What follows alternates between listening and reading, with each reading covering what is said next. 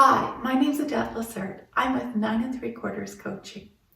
And like all the contributors to Community Now, I too also believe it takes a village. I have over 20 years of experience working with teens and young adults, and I coach them. I coach them through their fears, I coach them through their stresses, I coach them to see their possibility, the magic that actually lies within them. And sometimes we forget what that magic is. So today we're going to walk through how to tackle our fears, our boggarts, how to make our boggarts work for us and contribute and support us. So I invite you to join me today in this amazing little exercise I'm going to go through. It's one that I do with youth quite a bit, and I look forward to sharing it with you today. Hi, my name's Adette Lacerete. I'm with 9 3/4 Coaching, and today we're going to slay the boggart. In my world of Harry Potter, we think of the boggart as being fear. So I'm going to work you through some of those sessions or some of those ideas, and in order for us to do that, you're going to need to have a couple things on hand. So you're going to need to have some blank paper, and I'd love it if you could grab some markers, something that you can write or draw with. That would be perfect, and that'll help us through this session. So, what is fear? Fear is an emotion as a result of a perceived or real danger. So what does that mean? Well, a real danger is when our physical body is at risk of damage. So if we are in Harry Potter land, we are thinking if Voldemort is casting a spell and he's trying to kill us, that's a real danger. If we're walking across the street and there is a car that is like speeding towards us, that is a real danger. So that's real, and that means our physical body is at risk of being hurt, damaged, we may be maimed or killed. So horrible things. Now, perceived danger is when we think that we might have those things happen to us, but it's not really even possible. So this shows up when we're writing our OWL exams, when we are going into a stressful environment, and we can have perceived fears come forward. The thing is, our brain doesn't know the difference between real and perceived. And so we need to have some strategies to manage the perceived dangers, manage those perceived fears, so that we can still continue on in our day-to-day activities. So what I'd like you to do is to grab that piece of paper that we talked about, and I want you to write on there, what are 3 things that happen to you when you are experiencing fear? How does your body react? What happens inside? Write those things down right now. Take a few moments. How does your body feel? What happens to the different parts of your body? Just take a few moments. Now, as you're writing those things, I'm going to explain some of the things that I do know happen. The first thing is your brain might go into what I call the 3 Fs. This is fight, flight, or freeze. And this is normal for our bodies to do. It is actually trained all the way back to our caveman days. So we're either going to flee from the situation, we want to run away, so that hurling car towards us, we're going to run. If we're in a stressful environment like writing an exam, running really isn't much of an option. We might want to fight it. That's not really a great option, but sometimes our brains will actually freeze, and we'll forget all of the knowledge and things that we did to study and prepare for that exam. So that's just one of the things that can happen to us. We might also experience our heart start to race. It starts beating really, really fast and hard. Sometimes it's going to feel like your heart is going to jump out of your chest. You might notice that your breathing changes. You start breathing from the top part of your lungs. Short, shallow breathings. So you're not breathing from way down low, but just from the top part. And it can cause some people to hyperventilate. And our brain is not getting the oxygen it needs to process the situation. We also might find that we start to shake, or really like nervous shaking. Now, sometimes that shaking can be voluntary or involuntary. I'm that person, if I'm sitting at a desk and I'm really nervous, I might put my toes on the floor and I will bounce my leg up and down. That is me releasing some of that tension and stress and fear that's building up in my body. Sometimes we have the experience of adrenaline running through our body, and it makes us feel agitated inside, like little bubbles are all over inside, popping all over inside like popcorn. And it may make us feel itchy, may want us to move our bodies in weird ways. It's just part of the reaction. You may also experience your thoughts racing. Your thoughts will be going from one spectrum to the other. They're all over the place, bouncing all over it, and trying to figure out the situation. Often, though, those thoughts aren't going to the best case scenario, but going to the worst case scenario. So what we'll experience is, if we're going in to write our OWL exams, we're not thinking that we're going to ace these exams and we're going to get 100% on these exams. We actually think instead we're going to fail. We're not going to pass our OWL exams. And so that is a consequence of this. And so we want to tackle through that fear. Now, if we're tackling through the fear, we want to look at what happens in the series of Harry Potter. So in The Prisoner of Azkaban, Professor Lupin has his classroom, and they are going to experience a boggart. So he has this large wardrobe, and a boggart is inside, and he has the students come forward, and they're each going to have their turn to tackle their own personal boggart. We have Neville coming forward, and as the wardrobe opens up and his boggart steps forward, it is Professor Snape.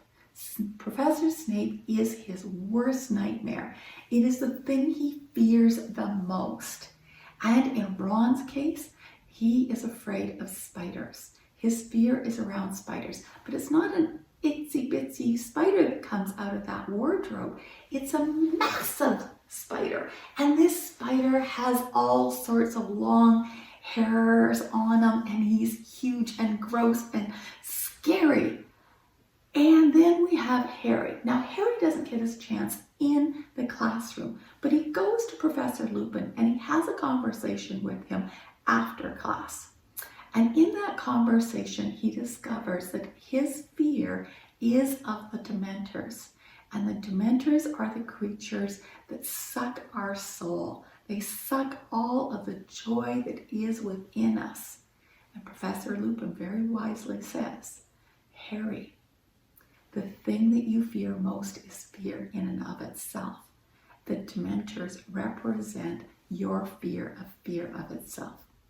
And so we're going to explore, how do we get to the root of that, and how do we make our fears more manageable? So I want you to think about your fears. And I want you to write down on your piece of paper, what are some of the fears that you are experiencing right now? If you're writing exams, what is the first thing that comes through your mind? If you are sitting at home and working through some homework, what are some of the fears that come up? What are some of those things that are standing out for you? And when you're experiencing those things, what's the message? We have those little voices that sit on our shoulder and tell us stories and talk to us in our heads. What's the message? Write those down. And as you're writing those down, I want you to think about, what is the predominant message that's there? So for me, when I was growing up, I hated exams. My fear, though, was looking like a loser.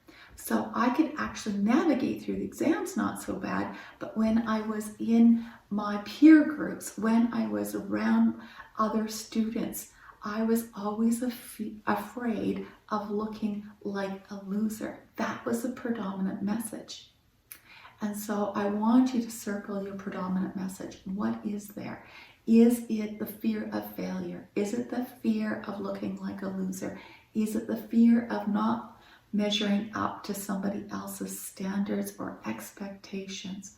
What's beneath your fear? And once you have that, I want you to give it a physical representation. So what does your fear look like? If you were to give it a physical representation, what would its scariest version of itself look like? So my scariest version is actually this very large, 7-foot high troll. He's a Norwegian troll, and he has a fierce look. He's got a big bulbous nose. He wears a Viking helmet with horns out the sides. And he's got a sword and a shield, and he's constantly fighting me. He's fighting me and cutting me down all the time, making me feel like a loser. What does yours look like? I have a friend where he had this theory about measuring up. He was the youngest of 4 boys, and being the youngest, he always thought he was having to measure up to the standards that his older brothers had set. They had been very smart and done well in school, and they had been very good at sports. And so every time he went into a classroom and the teacher recognized his name, there was an expectation that he thought was placed on him. And so his boggart actually became a measuring tape. A large measuring tape, but it had all of his brothers' names on it. And nowhere on that measuring tape was his name. What does your boggart look like? I want you to take that image, draw it out on your piece of paper. What does your image look like? Now, I'm going to tell you, I'm not a very good drawer. And so if you were like me, I want you to take it a slightly different angle. I want you to use a stick figure and draw the words around your stick figure that describe your stick figure. And you can later go back to the internet and find some clip art, some screenshots of images that might represent your boggart. So if I'm doing that, I'm taking and I'm doing my stick figure. Oops, that one's not going to work very well. Let's try this one. So I'm taking my stick figure. Here he is. Maybe he's not a great face on him. And I am writing fierce, scary, Viking. And I'm writing the words all the way around so that I can later go back to my page and I can create more detail. I can use this as my rough draft and I can build upon it, okay? So don't be afraid to just take a stick figure and draw out your stick figure with the words around it that would describe it. Now, as you're drawing this, I want you to think about what would you name your boggart? Give it a name. Now, I don't want you to use the name of somebody who's maybe bullying you right now, somebody who agitates you. I do not want you to give it the name of your sibling or your parent. I want it to have a unique name, something that doesn't represent something that's ugly. And the reason why is we do not want to give this boggart more power than what he already has over us. Now, I said he only because my boggart is masculine. Your boggart doesn't have to have a gender. It could be your measuring tape, or it may have a gender. That's your choice. You get to draw out your boggart as you see fit. Now, give your boggart a name that is going to represent it in its fiercest way. So my boggart, and I'll give you a version of my boggart here. I haven't shown this to you yet. My boggart, this is a small version of him. I don't know if you can see him very well. So he is a fierce Viking, okay? His name is Grundle. And I chose Grundle because to me, Grundle sounded very Viking-like, Norwegian-like, but it also had a guttural sound in my throat. And being guttural, it made me think of gross and yucky. And that's why he got named Grundle, okay? So that's what you want to look for. Now, if you're naming it your boggart, be really cognitive of this. You can change up the name of your boggart, and you can do this exercise over and over again, refining it. So don't be afraid just to play and experiment right now. Now that's on your first sheet. We've just worked out our boggart elements, the descriptors of our boggart. And this is our storyline. We're creating a booklet to reflect this whole process. Okay, so he's our villain, but every story also needs a heroine or a hero. So I want you to think of somebody that you look up to, somebody that reflects values that are important to you. If it's a Harry Potter character, it may be Harry himself. It might be Hermione or Professor McGonagall, who is my hero. So I want you to think about what that hero looks like, how they behave, their actions, how they carry themselves, and then I want you to imagine yourself stepping into their shoes.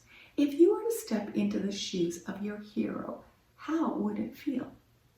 Would your position change? Would you stand taller? Would your shoulders be further back and down? Would your head be lifted higher? Or are you small and shrunk in? What is your position?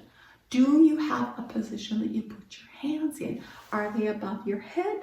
Are they crossed in front of you? Are they raised? What is the hand position of your hero in its most powerful position? Step into that. Really step into it. And your next image that I want you to draw is yourself as the hero. Put your face onto that hero. So again, if you are using stick figures on your sheet, I want you to draw your stick figure and then put the details around. So you now have a second stick figure. There we go. And we're going to say we've got a hat on the person. So just a rough draw. We can say cloak. We can say shoes. We can say all sorts of words to describe our heroine. Write those down. Describe your heroine, but imagine your face in the place of your heroine. Imagine yourself stepping into those shoes and what it feels like in that regard. So again, you can see I have taken on McGonagall because I think she's powerful. I think she's a bit of a badass. She knows the rules. She knows when it's important to follow the rules, but she also understands the gray area, the places where you can bend the rules and when to use your power and strength. And that's what I love about her. But we each have somebody who resonates for each of us. Now, the next stage, the third page that I want you to do is I want you to do a drawing of yourself acknowledging your boggart. So you're going to have on your sheet your villain and your heroine. And what would it look like if your heroine was to acknowledge your boggart? So what does acknowledgement look like? It could be that you are curtsying. It could be that you are bowing. Maybe you're waving. Maybe you're doing a high five. For me, mine was I see you. And in the acknowledgement, I want you to thank your boggart. So I see you. Thank you very much. And you are thanking your boggart simply because your boggart really is there to try to protect you.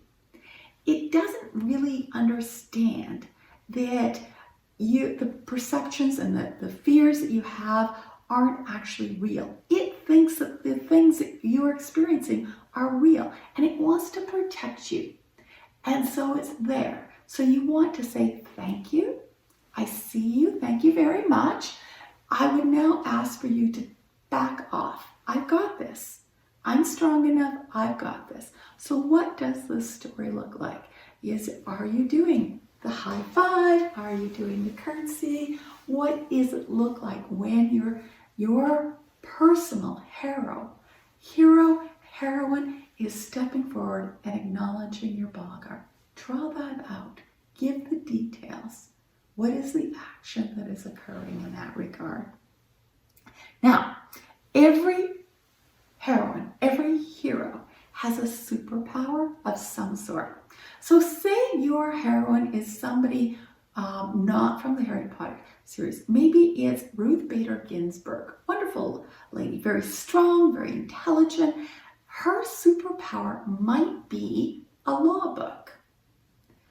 You might have Wonder Woman. A Wonder Woman might have her lasso. You've got bracelets, all sorts of things that can be a superpower. Now, if you're McGonagall, you are going to have a wand. And I want you to think about how you're going to draw yourself as your hero, your heroine, using your superpower.